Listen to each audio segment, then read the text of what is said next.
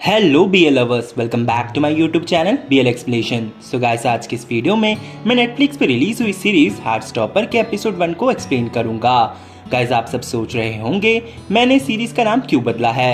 Guys, मैंने copyright की वजह से इस सीरीज का नाम बदल दिया है। तो अगर आप इस सीरीज को देखना चाहते हैं तो आप इसे नेटफ्लिक्स पर जाकर भी देख सकते हैं। ये सीरीज काफी इंटरेस्टिंग है और इवन ये हिंदी डब में भी आपको मिलेगी। और अगर आप मेरे चैनल पे नए हैं तो चैनल को सब्सक्राइब कीजिएगा। वीडियो पसंद आए तो लाइक, कमेंट और शेयर करके मुझे सपोर्ट कीजिएगा। तो चलिए वीडियो को स्टार्ट करते हैं। स्टोरी की शुरुआत हमारी फर्स्ट मेन कैरेक्टर चार्ली से होती है, जो कि बॉयज स्कूल में पढ़ता है।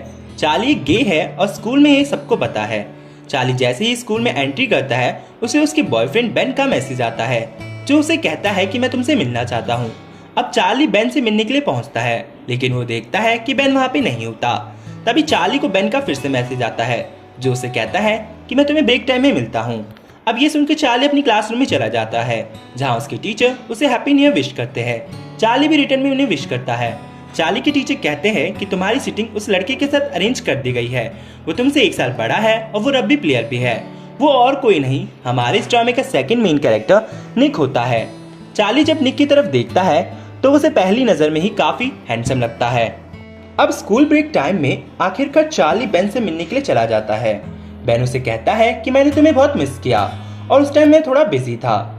अब चार्ली उससे बात करना चाहता था और उससे पूछना चाहता था कि उसका क्रिसमस कैसा रहा, लेकिन बेन को शायद बात करने में कोई इंटरेस्ट नहीं था, क्योंकि वो चार्ली को सीधा किस करने लगता है। किस करने के बाद वो उसे कहता है कि मैं तुमसे बाद में मिलता हूँ और हमारे रिश्ते के बारे में किसी को नहीं पता चलना चाहिए। ऐसा कहकर बेन वहाँ से चला जाता है। अब हम देखते हैं चार्ली और निक अक्सर स्कूल में मिला करते थे और एक दूसरे से बात भी करने लगे थे। एक दिन निक क्लास में अपना होमवर्क करते हुए जा रहा था। तभी चार्ली उसे कहता है कि तुम्हें नहीं आ रहा तो मैं कर देता हूँ। वो उससे पेन छीनने लगता है। तभी निक गलती से उसके हाथ पर पेन चला देता है। चार्ली कहता है ये तुमने क्या किया, तो निक तुरंत उसे एक स्माइली में बदल देता है, जो चार्ली को बहुत अच्छा लगता है। अब कॉरिडोर में जाते वक्त उसका सामना बेन से होता है। वो बेन से हाई बोल देता है, लेकिन बेन उससे कहता है कि तुम कौन हो, मैं तुम्हें जानता भी नहीं हूँ, फिर भी मुझसे बात करने की कोशिश क्यों कर रहे हो। चार्ली को ये बहुत बुरा लगता है। वो निक से पूछता है कि तुम बेन को जानते हो, तो निक कहता है हाँ, वो मेरा क्लासमेट है और हम कभी कभी साथ में हैंग आउट भी करते हैं। अब चार्ली अपने दोस्त टाओ और एज़ेक के साथ बैठा हुआ होता है। चार्ली का दोस्त टाओ कहता है कि मैं फिर से एल के लिए ड्रिंक ले आया। मैं भूल जाता हूँ कि एल अब हमारे स्कूल में नहीं पढ़ती। दरअसल एल एक ट्रांस वुमन है। पहले वो चार्ली के बॉयज स्कूल में ही पढ़ती थी, लेकिन अब उसने गर्ल्स स्कूल में एडमिशन ले लिया होता है। टाओ नोटिस करता है कि चार्ली की नजर तो सिर्फ प्लेग्राउंड की तरफ ही थी, जहाँ निक रग्बी खेल रहा होता है। टाओ से कहता है कि मुझे यकीन नहीं हो रहा कि तुम्हें रग्बी किंग निक नैल्सन के साथ बैठाया गया है। वो रग्बी टीम का स्टार प्लेयर है, उससे बचकर रहना। तुम्हें पता है ना वो कैसे लड़कों के साथ रहता है। लास्ट ईयर उसके जैसे एक लड़के ने तुम्हें बुली किया था। तो चार्ली उसे कहता है कि निक बिल्कुल अलग है, वो उन जैसा नहीं है। टाओ एल को मैसेज करके बताता है कि चार्ली को रग्बी टीम प्लेयर के एक लड़के में इंटरेस्ट आने लगा है। फिर टाओ से पूछता है कि उसके गर्ल्स स्कूल में पहला दिन कैसा जा रहा है, लेकिन एल बिल्कुल अकेली बैठी हुई थी। उससे कोई लड़की बात तक नहीं कर रही थी, लेकिन फिर भी वो टाओ से कह देती है कि उसके स्कूल की सारी लड़कियां बहुत अच्छी है। अब चार्ली को फिर से उसके बॉयफ्रेंड बेन का मैसेज आता है, जो उसे लाइब्रेरी में मिलने के लिए बुलाता है। चार्ली लाइब्रेरी में पहुंचता है। बेन उससे कल के बर्ताव के लिए माफी मांगता है। अब चार्ली इस पे कुछ कहने ही लगता है कि बेन उसे फिर से किस करने लगता है। इसके बाद हम चार्ली को अकेले में लंच करते हुए देखते हैं। तभी वहाँ पर एक टीचर आते हैं, जिनका नाम मिस्टर एजाई होता है। वो उसे कहते हैं कि तुम अकेले बैठकर क्या कर रहे हो, कहीं तुम्हें फिर से किसी ने बुली तो नहीं किया। चार्ली कहता है उसे किसी ने बुली नहीं किया, पर वो एक प्रॉब्लम में है। उसका एक बॉयफ्रेंड है, लेकिन मुझे नहीं लगता वो मुझे अपना बॉयफ्रेंड समझता भी है। उसे पसंद नहीं कि लोग हमें आपस में बात करते हुए देखे। तो उसके टीचर कहते हैं क्या तुमने उससे बात की, उसे बताया कि तुम कैसा फील करते हो, या फिर तुम उससे ब्रेकअप करना चाहते हो। चार्ली कहता है मैं नहीं जानता। तो उसे इसके टीचर कहते हैं कि इस बात पर मैं तुम्हारी कोई हेल्प नहीं कर सकता, क्यों ना तुम अपने दोस्तों से बात करो। चार्ली कहता है वो मुझे नहीं समझेंगे, क्योंकि वो मेरी तरह गे नहीं है। अगले दिन चार्ली जब स्कूल के लिए जाता है, वो बेन को एक लड़की के साथ देख लेता है। बेन उस लड़की को किस कर रहा होता है उस रात चार्ली बेन को मैसेज कर देता है कि आज के बाद मैं तुमसे नहीं मिलना चाहता। चार्ली अपनी बड़ी बहन टोरी को ये बात बता देता है कि उसने अपने बॉयफ्रेंड से ब्रेकअप कर लिया है। टोरी उससे कहती है कि आखिरकार तुम किस तरह के लड़के को डेट करना चाहते हो। चार्ली उससे कहता है बस ऐसा लड़का जिसे हम दोनों के साथ होने में कोई शर्मिंदगी ना फील होती हो, जो लोगों के सामने हमारे रिश्ते को एक्सेप्ट करना जानता हो और मेरे साथ अच्छे से पेश आए। उस दिन चार्ली अपनी क्लास में फिजिकल एजुकेशन में बहुत तेज दौड़ रहा था। तभी निक की नजर उस पर पड़ जाती है। निक उससे बात करने के लिए आता है।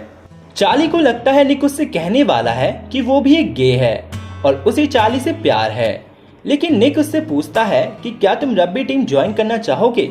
मैंने तुम्हें पीए क्लास में भागते हुए देखा, तुम रनिंग में काफी अच्छे हो। चार्ली कहता है लेकिन मुझे रग्बी खेलना नहीं आता है और मैं उसके लिए बहुत छोटा और वीक नहीं हूँ। निक कहता है रग्बी खेलना मैं तुम्हें सिखा दूंगा और ये बस स्कूल टीम ही तो है, तुम टेंशन लेने की कोई जरूरत नहीं है। चार्ली रग्बी टीम ज्वाइन करने के लिए हाँ कर देता है। चार्ली के दोस्त उसे कहते हैं कि तुम्हें बस उस पर क्रश है और कुछ नहीं, तो चार्ली कहता है कि नहीं, मैं उसे पसंद करने लगा हूँ। चार्ली जब रग्बी टीम ज्वाइन करने के लिए जा रहा था तो वो बाहर से उन सभी लड़कों की बात सुनता है जो आपस में कह रहे थे कि क्या वो लड़का हमारे साथ खेल भी पाएगा, वो इतना कमजोर सा है और सब जानते हैं कि वो गे है, क्या उसे स्पोर्ट्स में इंटरेस्ट है भी। चार्ली फिर भी उनकी टीम ज्वाइन करने के लिए चला जाता है। निक चार्ली को हर कदम पर सपोर्ट करता है और उसे रग्बी सिखाने की पूरी कोशिश करता है। दूसरी तरफ टाओ देखता है कि एल ने उसे झूठ कहा था, क्योंकि एल जब स्कूल से बाहर आ रही थी तो सारी लड़कियां एक तरफ थी और एल बिल्कुल अकेली खड़ी थी। रग्बी प्रैक्टिस से वापस लौटते वक्त चार्ली को बेन का मैसेज आता है जो उसे मिलने के लिए बुला रहा था। बेन उसे कहता है कि मुझे तुमसे कोई जरूरी बात करनी है। चार्ली जाने के लिए तैयार हो जाता है। चार्ली को जाता हुआ देख कर निक भी उसके पीछे जाने की सोचता है। जैसे ही चार्ली बेन से मिलता है, बेन उसे फिर से किस करने की कोशिश करता है। चार्ली उसे कहता है कि मुझसे दूर रहो, तो बेन कहता है कि तुम्हारी प्रॉब्लम क्या है कि मैं सब कुछ ठीक करने की कोशिश कर रहा हूँ। तुम मुझसे इसलिए दूर रहना चाहते हो ना कि तुम्हें डर है कि लोगों को हमारे रिलेशनशिप के बारे में पता ना चल जाए।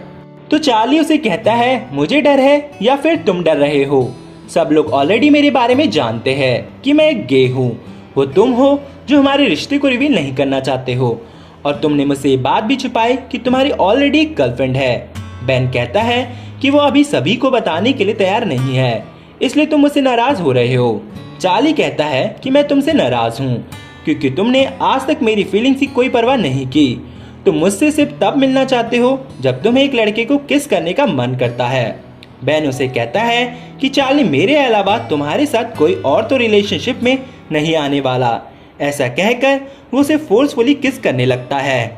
चार्ली उसे कई बार मना करने की कोशिश करता है, तभी वहां निक आ जाता है और वो बेन को चार्ली से अलग करता है। निक बेन से कहता है कि उसने तुमसे कहा ना कि उससे दूर रहो और यहाँ से निकल जाओ। बेन वहां से चला जाता है। चार्ली निक से पूछता है कि क्या तुमने हमारी सारी बातें सुन ली? तो निक कहता है ऑलमोस्ट सब कुछ सुन लिया। जब तुम टीम से बाहर आ रहे थे मुझे लग ही रहा था कि तुम्हारे दिमाग में कुछ चल रहा है। मुझे परवाह हो रही थी, इसलिए मैंने तुम्हारा पीछा किया। चार्ली कहता है मुझे माफ कर दो। निक कहता है इसमें तुम्हारी कोई गलती नहीं है, माफी मत मांगो। फिर हम देखते हैं कि दोनों साथ में स्कूल से बाहर निकलते हैं। अब चार्ली और निक अपने अपने रास्ते जाते हैं, जहां हम देखते हैं रास्ते में चार्ली निक को इंस्टाग्राम पर मैसेज कर थैंक यू बोलता है और जब निक को चार्ली का मैसेज रिसीव होता है तो वो उसे देखकर काफी खुश होता है।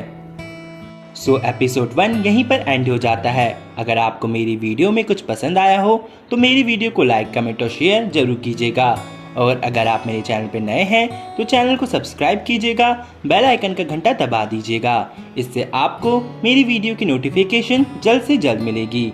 Thank you for watching.